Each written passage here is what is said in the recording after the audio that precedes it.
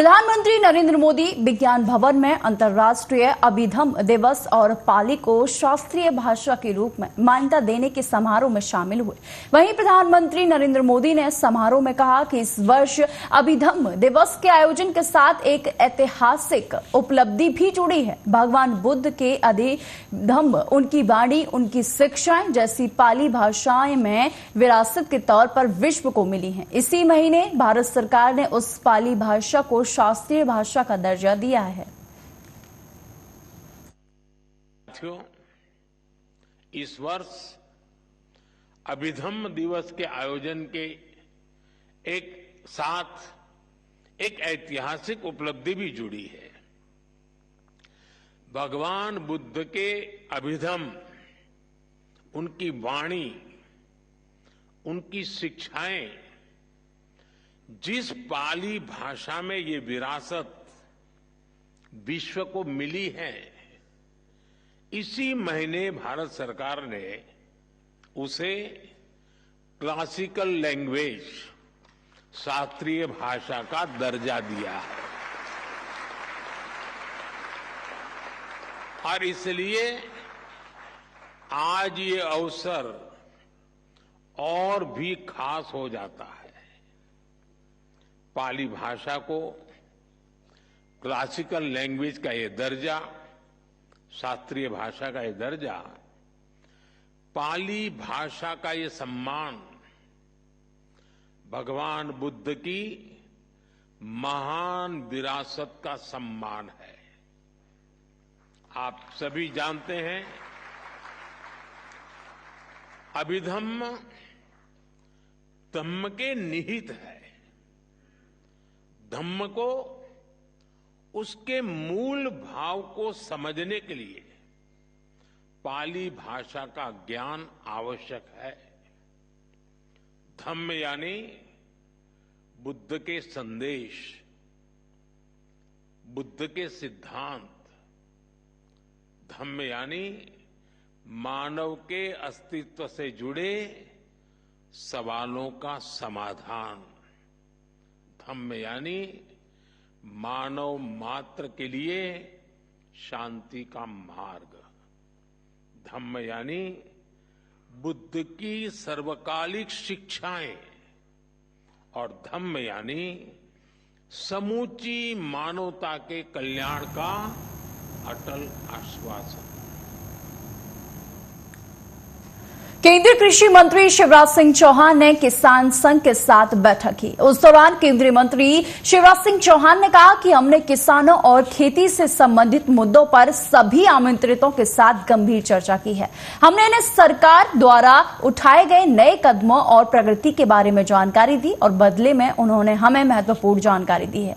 आगे उन्होंने क्या कुछ साझा किया, देखिए। आप सबका यहाँ हृदय से स्वागत करता हूँ। परिचय के बाद हम चर्चा प्रारंभ करेंगे। दर्शन सिंह चौधरी हमारे सांसद जी भी हैं और ये किसान नेता मध्य प्रदेश के हैं। किसान संघ में भी आपने काफी काम किया है, तो उनका भी स्वागत है। धन्यवाद जी, अब आपकी पूरी टीम से आप एक बार परिचय कराइए, फिर हम लोग चर्चा करेंगे। हाँ सर।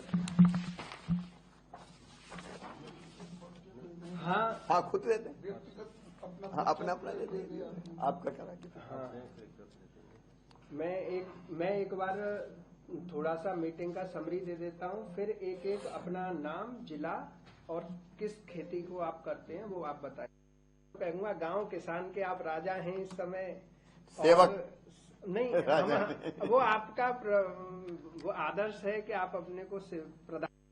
सर, हमें चाहिए धर्म राज्य यानी राम राज्य, जिसकी संस्कृति है कृषि संस्कृति, जिसका दर्शन है ऋषि दर्शन, जिसका राष्ट्रवाद है कृषि राष्ट्रवाद। जब कुछ यहाँ भावुकता की बात पहला मैं ये करूंगा कि जब आप मध्य प्रदेश के चीफ मिनिस्टर हुआ करते थे तो मैंने काफी बार समय डाला आपसे मिलने के लिए, क्योंकि आपने लाडली बहना और ऐसी किसानों के साथ मैंने आपकी आत्मीय तस्वीरें देखी कि आप किसी के भी पास जाके भोजन कर रहे हो जाके। तो ये बड़ा सौभाग्य है कि कृषि मंत्री के रूप में हमें आपके सामने अपनी बात रखने का अवसर मिल रहा है। और ग्राम में तो राम आ ही जाता है, तो हम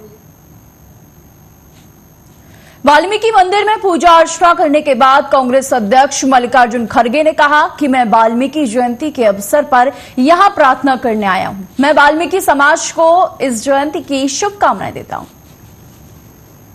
उनका दर्शन लिया। मैं सभी वाल्मीकि समाज को शुभकामनाएं देता हूं और सारी देश में वाल्मीकि समाज आर्थिक और शिक्षा के दृष्टि से बहुत कमजोर है। इस समाज को अगर ऊपर आना है, हम सब लोग उनके शिक्षा के तरफ ध्यान देना जरूरी है। जब हम लोग शिक्षा के तरफ ध्यान देंगे, समाज में सामाजिक न्याय भी मिलेगा और सभी लोग आगे बढ़ेंगे। खासकर नौजवानों को शिक्षा की जरूरत है और वो शिक्षा प्राप्त करने के लिए वो पूरी कोशिश करें। हम उसी दृष्टि से आज यहाँ पर आए हैं और एक बार उनको नमन करके मैं आपसे विदा लेता हूँ। वाल्मीकि जयंती के निमित्त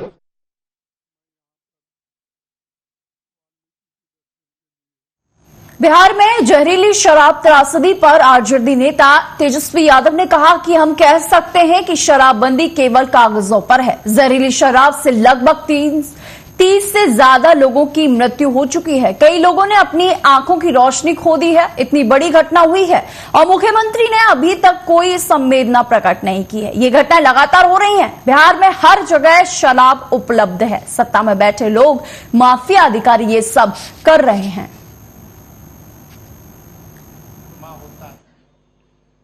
लेकिन शराब जो सप्लाई होता है, जहां से आता है, उन लोगों को छुआ तक नहीं जाता है। और जिनके संरक्षण में शराब आ रहा है, कई जगह तो जनता दल यूनाइटेड के कार्यकर्ता जो है पकड़े गए कि किस प्रकार से ये लोग जो है शराब की ब्लैक में स्मगलिंग कराते हैं और बिकवाने का काम कराते हैं, होम डिलीवरी कराते हैं। लेकिन अभी दुख की बात है कि हमारे बिहार के लोग, गरीब लोग मर रहे जा रहे हैं और सरकार जो है अफसोस तक भी नहीं करती। शराब आ रहा है, बन रहा है, तभी तो ये घटनाएं हो रही है। अगर शराब आता नहीं, शराब बनाए नहीं जाते, नकली शराब, देसी शराब, तो ये घटना नहीं होती। और आप सब लोगों को पता है कि किस प्रकार से, आप सब पत्रकार हैं, सब लोग जानते हैं इस चीजों को कि बड़ा इजीली जो है शराब उपलब्ध यहाँ बिहार में कहीं भी उपलब्ध हो जाता है। जब आपको, हम लोगों को पता है उपलब्ध होता है, तो क्या थानों में पुलिस को नहीं पता है कि कहां से कैसे उपलब्ध हो रहा है? सब कुछ पता है। केवल ये खेल जो है भ्रष्टाचार का है, केवल पैसों का खेल चल रहा है और लोग जो है मारे जा रहे हैं। तो एक बहुत ही दुखद घटना है। लगातार ऐसी घटनाएं हो रही हैं और मुख्यमंत्री जो है अब तक जो है खामोश। गरीबों, महाराष्ट्र और उत्तर प्रदेश में सीटों के बंटवारे पर समाजवादी पार्टी प्रमुख अखिलेश यादव ने कहा कि मैं कल महाराष्ट्र जा रहा हूं। हमारी कोशिश होगी कि इंडिया गठबंधन के साथ लड़ें। हमने सीटें मांगी हैं। हमें उम्मीद है कि हमारे 2 विधायक थे, इस बार ज्यादा सीटें मिलेंगी और पूरी मजबूती के साथ इंडिया गठबंधन के साथ हम खड़े होंगे। उत्तर प्रदेश में बहुत जल्द समय जो है वो तय किया जाएगा। विधायक थे और हमें सीटें भी ज्यादा देंगे और हम पूरी महाराष्ट्र में कल जा रहा हूं और इंडिया गठबंधन जीते। वहां पर जो दल है आदरणीय शरद पवार जी का, वहां पर जो पूर्व मुख्यमंत्री उनका दल है और समाजवादी पार्टी, अन्य दल, हमारी कोशिश होगी कि इंडिया गठबंधन के साथ लड़ें। सीटें मांगी हैं और हमें उम्मीद है कि जहां हमारे 2 विधायक थे और हमें सीटें भी ज्यादा देंगे और हम पूरी मजबूती के साथ इंडिया गठबंधन के साथ खड़े होंगे। उत्तर प्रदेश में गठबंधन में भी, यूपी में भी बहुत जल्दी तय हो जाएगा, बहुत जल्दी तय हो जाएगा। सर एक सवाल है, नहीं देखिए, साथ आना, साथ काम करना, ये बहुत अच्छी परंपरा है राजनीति में। अब लोग तो वो घबराए हुए हैं जिन्होंने बीएलओ हटाए, पीडीए परिवार के अधिकारी हटाए। हमें उम्मीद है वो माइक्रोस्कोप से देख रहे हैं, एक भी पीडीए परिवार का नहीं है। कम से कम आप अपने कैमरे से जरूर दिखाना। केंद्रीय मंत्री चिराग पासवान ने कहा कि ये एक अप्रत्याशित और ऐतिहासिक जीत है। हरियाणा की जनता ने कांग्रेस द्वारा फैलाए जा रहे दुष्प्रचार का साथ नहीं दिया। एनडीए का साथी होने के नाते मैं ये विश्वास दिलाता हूं कि अगले 5 सालों में भाजपा के नेतृत्व वाली ये सरकार हरियाणा के लोगों की उम्मीदों पर 100% खड़ी उतरेगी। अप्रत्याशित और ऐतिहासिक जीत है। जिस तरीके से लगातार तीसरी बार भारतीय जनता पार्टी, मेरे नेता, हमारे देश के प्रधानमंत्री आदरणीय नरेंद्र मोदी जी के नेतृत्व में जिस तरीके से तीसरी बार हरियाणा में ये जीत हुई, ये अपने में एक बहुत बड़ी ऐतिहासिक जीत है, जिसका श्रेय मेरे प्रधानमंत्री जी के नेतृत्व को जाता है, आदरणीय गृह मंत्री अमित शाह जी की नीतियों को जाता है, आदरणीय जेपी नड्डा जी की संगठन क्षमता को जाता है। इसका श्रेय मुख्यमंत्री सैनी जी को जाता है और सबसे बड़ा इसका श्रेय हरियाणा की जनता को जाता है, जिन्होंने रॉन्ग नैरेटिव का साथ नहीं दिया, जिन्होंने विपक्ष, खासतौर पे कांग्रेस के द्वारा फैलाए जा रहे दुष्प्रचार का साथ ना देते।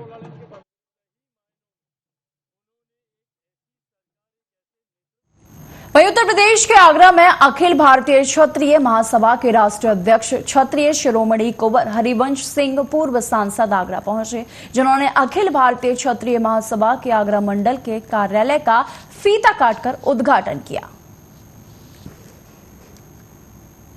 उत्तर प्रदेश के आगरा से मैं फिलहाल आपके साथ जुड़ रहा हूं। आगरा न्यूज में आपका स्वागत है। मैं हूं आपके साथ राहुल चौहान। एक खास खबर मैं आपको दिखा रहा हूं।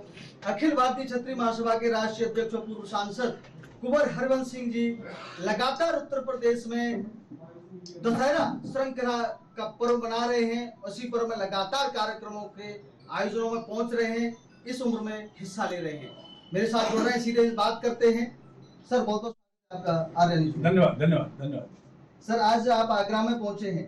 पहले तो मैं इस कार्यक्रम के बारे में जानना चाहूंगा, जो कार्यालय का उद्घाटन आपने किया है, बहुत ही भव्य। देखिए, कार्यालय के बिना काम कैसे चलेगा जी? कार्यालय, कार्यकर्ता, कोष, 3 चीज जरूरत होती संगठन चलाने के लिए।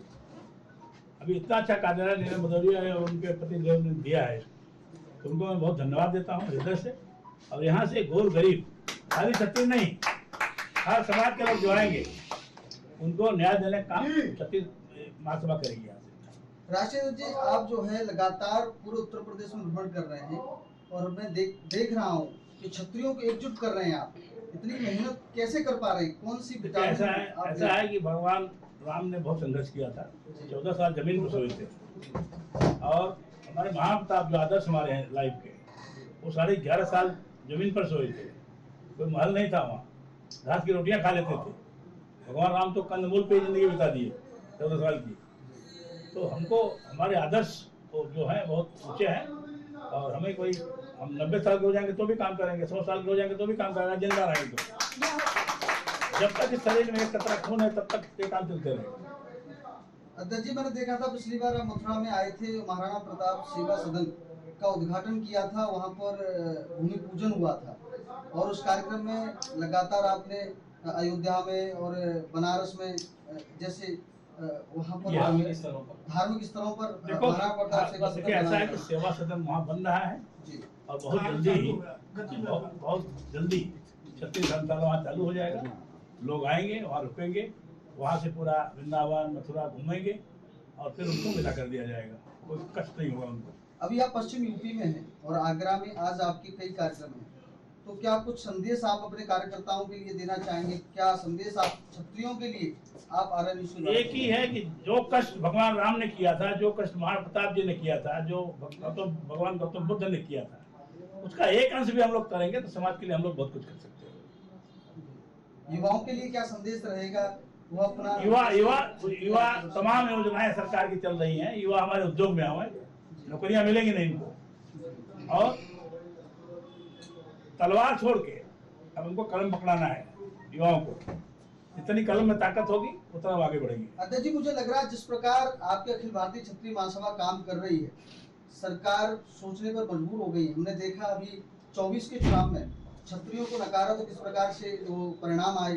अभी आगे आने वाले जो परिणाम है, अभी 10 थोड़ी सी इनसे गलती हो गई। हमने कहा था कॉन्फ्रेंस में कहा था एक हमारे शिष्टमंडल को बुला के बातचीत कर लें, बात खत्म हो जाएगी। नहीं हुआ तो सीटें आधी हो गई यूपी में, राजस्थान में आधी हो गई, हरियाणा में आधी हो गई। राजेंद्र जी, आप भी उत्तर प्रदेश से आते हैं और उत्तर प्रदेश से भारतीय किसान भानु के राष्ट्रीय अध्यक्ष हैं ठाकुर भानु प्रताप सिंह जी। आप साथ मिलकर उत्तर प्रदेश में काम कर रहे हैं जी, क्या कहेंगे? ठीक है, देखो किसानों की समस्या है, उसको भी हमको देखना चाहिए। किसान तो हमारा आनंद आता है। अभी बहुत बड़ी समस्या है हमारा पशु। दिन भर आदमी अपने खेत में काम करता है, रात भर रखवाली करता है अपना लाठी लेके। कितना काम करेगा? मर नहीं जाएगा वो। इसकी व्यवस्था नहीं हो पा रही। मुख्यमंत्री से बात करेंगे इसके लिए। आखिरी सवाल अध्यक्ष जी, आगरा में आज मौजूद है, आज आगरा के कार्यक्रम है, क्या कुछ आज कार्यकर्ताओं को आप संदेश देके जा रहे हैं? भगवान देखो, दशहरे का त्योहार है, भगवान राम ने आज दशहरे के दिन विजय प्राप्त किया था, वही हम सेलिब्रेट करने आए। उनके आदर्शों को लेकर जिंदगी बिताओ अपनी। बुराई के ऊपर अच्छाई की जीत। यस धन्यवाद जी, बहुत बहुत धन्यवाद। जैसा कि आप सुन रहे थे, राष्ट्रीय अध्यक्ष अखिल भारतीय क्षत्रिय महासभा हमारे साथ जुड़े हुए थे और उन्होंने बताया कि पूरे उत्तर प्रदेश में हम कार्य कर रहे हैं और लगातार हमारे कार्यक्रम चल रहे हैं। आज आगरा के कार्यकर्ताओं को बुराई पर अच्छाई की जीत संदेश दे करके जाएंगे और उसी श्रृंखला में लगातार कार्यक्रम चल रहे हैं। इतना ही बने रहिए, देखते रहिए आर्या न्यूज। मेरे कैमरामैन सहयोगी अनुज के साथ राहुल चौहान, आर्या न्यूज, उत्तर प्रदेश, आगरा। खबर खनियादाना से है, जहां शरद पूर्णिमा के दिन श्री पार्श्वनाथ दिगंबर जैन बड़ा मंदिर में श्री पार्श्वनाथ महिला महासमिति का गठन किया गया। इस उपलक्ष्य में महिला महामंडल समिति की कार्यकर्ताओं द्वारा नगर के सामुदायिक स्वास्थ्य केंद्र में भर्ती मरीजों को फल का वितरण किया गया। साथ ही मरीजों को जल्द स्वस्थ होने की कामना की गई। वहीं आपको बता दें कि जैन महिला मंडल के पदाधिकारी बबीता जैन ने बताया है कि शरद पूर्णिमा के दिन श्री पारसनाथ दिगंबर जैन बड़ा मंदिर में श्री पारसनाथ महिला महासमिति का गठन किया गया है। इसके उपलक्ष्य में शासकीय समुदाय केंद्र में जाकर मरीजों व अस्पताल के स्टाफ को भी फल का वितरण किया गया है। और हमारे श्री पारसनाथ दिगंबर जैन मंदिर जी में महिला महासमिति का गठन किया गया है और शरद पूर्णिमा के उपलक्ष्य में हम लोगों ने सबसे पहले ये शुभ काम किया है कि हॉस्पिटल में जाकर हम लोग फलों का वितरण करें मरीजों के लिए। और इसके बाद शाम को हम लोग मंदिर जी में भजन प्रतियोगिता का भी आयोजन रखा गया है। वहीं शिरोमणि अकाली दल के कार्यकर्ता अध्यक्ष बलविंदर सिंह वूंदर श्री अकाल तख्त साहिब पर मत्था टेकने के लिए पहुंचे। वहीं इससे पहले उन्होंने श्री अकाल तख्त के जत्थेदार से गुप्त मुलाकात की थी। माथा टेकने के बाद मीडिया से बातचीत करते हुए उन्होंने कहा कि आज मैं माथा टेकने आया हूं। श्री अकाल तख्त साहिब के जत्थेदार के चरणों में माथा टेका और उनके स्वास्थ्य के बारे में जानकारी ली। उन्होंने कहा कि मेरा इस कहानी से कोई संबंध नहीं है। उन्होंने कहा कि मैं अकाल तख्त साहिब तक पहुंचे हैं।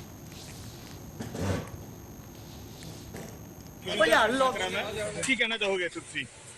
ਫੜੀ ਬਲਟੋਏ ਦੇ ਜਿਹੜੇ ਇਲਜ਼ਾਮ ਲਾਏ ਯਾਨੀ ਹਰਪ੍ਰੀਤ ਸਿੰਘ ਜੀ ਨੇ, ਕੀ ਕਹਿਣਾ ਚਾਹੋਗੇ? ਮੇਰੀ ਬੇਨਤੀ ਕਰ ਲਾ ਪਿਓ ਪਾਰਟੀ ਵੱਲੋਂ ਲੋਕ ਚੀਜ਼ਾਂ ਸਭ ਬੈਠੇ ਦੋਨੋਂ ਸਾਰਿਆਂ ਨੂੰ ਵੇਟ ਕਰਦੇ ਸਾਰੇ ਜਾਓ ਇੱਕ ਲਫ਼ਜ਼ ਤੇ ਉਹ ਸਾਰਾ ਤੁਹਾਨੂੰ ਪਾਰਟੀ ਦੀ ਸਟੈਂਡ ਕਲੀਅਰ ਕਰ ਦੇਣਗੇ। ਮੈਂ ਮੱਥਾ ਟੇਕ ਰਿਹਾ ਸੀ ਸਿੰਘ ਸਾਹਿਬ चरना च मत्था टेकन गुरु चरना च सिंह साहब नमस्कार कर रहा सी सेहत का पता कर रहा सी वो करके मैं चलिया पार्टी का जो भी है कि अखर ਤੁਹਾਨੂੰ ਉੱਥੇ ਦੱਸਣਗੇ। ਜਿੰਨੇ ਸਵਾਲ ਕਰੋਗੇ ਅਧਿਕਾਰ ਖੇਤਰ ਤੁਹਾਡਾ ਨਾ ਜਿਹੜਾ ਉਹਨਾਂ ਦੀ ਕਾਰਵਾਈ ਕਰਨ ਦਾ ਮੇਰੇ ਵੱਲੋਂ ਹੀ ਸਪੋਕਸਮੈਨ ਹੈ, ਉਹ ਸਪੋਕਸਮੈਨ ਦੇ ਤੌਰ ਤੇ ਜੇ ਕੋਈ ਕਮੀ ਰਹੇਗੀ ਮੈਨੂੰ ਦੁਬਾਰਾ ਪੁੱਛਣਾ। ਹਾਲ ਤੇ ਉਹ ਕਹਿੰਦੇ ਹਰਪ੍ਰੀਤ ਜੀ ਨੇ ਕਿਹਾ ਹਾਲ ਤੇ ਉਹਨਾਂ ਦਾ पता ਲੈਣ ਬੰਦੋ। वहीं छतरपुर जिले के बागेश्वर धाम गढ़ा में चांदी पहाड़ की चोटी पर चंडी माता के स्थान पर महिला का जला हुआ शव मिला है। मंदिर के पुजारी सुबह 5 बजे माता मंदिर में अगरबत्ती लगाने के लिए गए थे। वहां पर एक महिला का शव जली अवस्था में पाया गया। महिला को कागजों से जलाया गया है। पुजारी ने पुलिस को इसकी सूचना दी। पुलिस ने मौके पर जाकर महिला का जला शव एवं राख को भरकर राजनगर पोस्टमार्टम के लिए भेजा। महिला की बलि दी गई है या महिला के साथ कोई और घटना घटित की गई, इसके बारे में जानकारी जुटाई जा रही है। उसके बाद महिला को मारकर जला दिया गया है। इस घटना से क्षेत्र में सनसनी फैल गई है। घटना के संबंध में कोई भी अधिकारी बोलने के लिए तैयार नहीं है क्योंकि घटना धाम के पास की है। पोस्टमार्टम रिपोर्ट आने पर महिला का मामला जो है इसमें खुलासा हो पाएगा। पुलिस अभी जो है वो फिलहाल मामले की जांच में जुटी हुई है। ग्राम गढ़ा के पास पहाड़ी पर एक शव मिला है महिला का, और कल तत्काल ही हमारी टीम एसडीओपी साहब और मैं स्वयं भी घटनास्थल पर गया था। एफएसएल की टीम भी वहाँ पर थी। पूरी तस्दीक की गई है। फिलहाल पोस्टमार्टम की रिपोर्ट का भी इंतज़ार किया जा रहा है और आसपास हर जगह पूछताछ की जा रही है। उस आधार पर अग्रिम वैधानिक कार्रवाई। शव कितना पुराना हो सकता है और कितना प्रतिशत जला हुआ था? पोस्टमार्टम की रिपोर्ट का इंतज़ार है, लेकिन संभावना है कि 1 या 2 दिन पुराना शव हो सकता है। खरगोन जिले के कसरावद में आबकारी आयुक्त जारी निर्देशों के चलते आलोक में खरगोन जिले में कलेक्टर करमबीर शर्मा के मार्गदर्शन पर अवैध मदिरा के विरुद्ध चलाए जा रहे विशेष अभियान के तहत आबकारी व्रत खरगोन आबकारी संयुक्त दल ने अवैध मदिरा विक्रेताओं पर अलग अलग स्थान पर कार्रवाई कर 3 आरोपियों को गिरफ्तार किया गया है। वहीं उनके कब्जे से 210 लीटर हाथ भट्टी मदिरा तथा 6000 किलोग्राम महुआ लहान जब्त किया गया है। महुआ लहान के सैंपल लेकर शेष लहान मौके पर नष्ट किया गया। कार्रवाई में जब्त अवैध मदिरा तथा सामग्री का कुल अनुमानित मूल्य 6,50,000 जो है वो बताया जा रहा है। इन सभी को पुलिस के द्वारा बरामद किया गया है। ये श्रीमान कलेक्टर महोदय के आदेश तथा सहायक आयुक्त आबकारी जिला खरगोन श्री अभिषेक तिवारी जी के निर्देशों पर आज ग्राम कसरावत तथा भिलगांव में हमने पूरी जिले की संयुक्त आबकारी दल द्वारा कार्रवाई की गई। कार्रवाई के दौरान हम लोगों ने 9 प्रकरण दर्ज किए तथा 3 आरोपियों को गिरफ्तार किया है। सर, इसकी कीमत लगभग कितनी? खबर विदिशा से है, जहां कनारा क्रिकेट ग्राउंड पर भोपाल डिवीजन के अंतर्गत टीम के चयन के लिए मुकाबले खेले जा रहे हैं। जिला कलेक्ट्रेट एसोसिएशन के सचिव संदीप डोंगर सिंह ने बताया है कि इस मुकाबले में भोपाल संभाग की कुल 6 टीमें, जिनमें विदिशा, राजगढ़, सीहोर, रायसेन की एक टीम और भोपाल की 2 टीम भाग ले रही हैं। शुरुआती मुकाबले 50-50 ओवर के होंगे। रोजाना एक मैच खेला जाएगा। वहीं फाइनल मुकाबला 90-90 ओवर का होगा, जो 2 दिन में पूरा होगा। टूर्नामेंट की शुरुआत हुई है।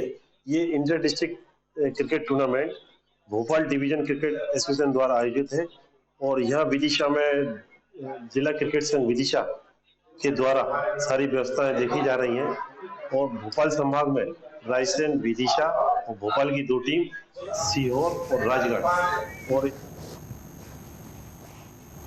पन्ना जिले में विभिन्न थाना क्षेत्रों में पिछले कुछ समय से मोटरसाइकिल चोरी होने की वारदातें घटित हो रही थी। पुलिस अधीक्षक पन्ना साई कृष्णा एस थोटा द्वारा मोटरसाइकिल चोरी की घटनाओं को गंभीरता से लेकर मोटरसाइकिल चोरी करने वाले आरोपियों एवं चोरी की गई मोटरसाइकिलों की बरामदगी हेतु थाना प्रभारी एवं पुलिस साइबर सेल की संयुक्त टीम का गठन किया गया था। उक्त पुलिस टीम की द्वारा चोरी की गई 51 मोटरसाइकिलों को बरामद किया गया है एवं मामले में 10 आरोपियों को भी गिरफ्तार लिया गया है। आपको बता दें कि अलग अलग फरियादियों की रिपोर्ट पर पन्ना जिले के विभिन्न थानों में मोटरसाइकिल चोरी होने संबंधित अपराध दर्ज किए गए थे।